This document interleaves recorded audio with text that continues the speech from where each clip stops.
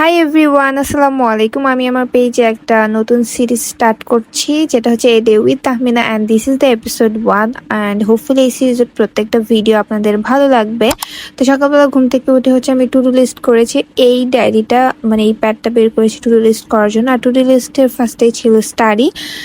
তো যাই হোক, একটু পড়াশোনা করে নিলাম। দেন হচ্ছে আমি ব্রেকফাস্ট করেছি, ওটার ভিডিও ক্লিপ আর নেওয়া হয়নি। অ্যান্ড এখানে হচ্ছে গোপাল ভাঁড় দেখতে দেখতে চা খাচ্ছিলাম, আর চা খেতে খেতেই ভাবছিলাম এরপরের কাজ যেটা হচ্ছে শাড়ির পেজের জন্য কিছু কন্টেন্ট শ্যুট করতে হবে।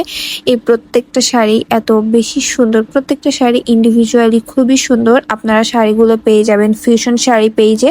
পেজের লিঙ্কটা আমি কমেন্ট সেকশনে দিয়ে দিব। আর মানে এই শাড়িগুলোর কালারও যেমন সুন্দর, প্রত্যেকটা শাড়ি হচ্ছে কটন শাড়ি। আপনাদের যদি কোনোটা ভালো লাগে অবশ্যই পেজে নক দিবেন। এই শাড়িটা সবচেয়ে বেশি সুন্দর।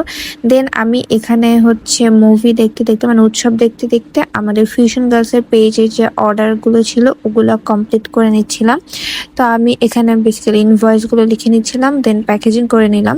এই ড্রেসগুলো, এই শার্ট অ্যান্ড প্যান্টগুলো আপনারা পাবেন ফিউশন গার্লসের পেজের লিঙ্কটাও আমি হচ্ছে কমেন্ট সেকশনে আপনাদেরকে দিয়ে দিব।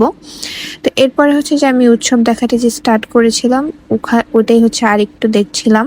তো এরপরে দেখে আমি খুবই তাড়াহুড়া করে রেডি হয়ে আমি আর ভাবি মিলে আমরা যাই শাড়ির শ্যুট করতে। তো এটা হচ্ছে ছিল না আজকের আমার কাজের মধ্যে, বাট হঠাৎ করে প্ল্যান হলো যে ওকে শাড়ির শ্যুটটা আমরা আজকে বাইরে করে ফেলি।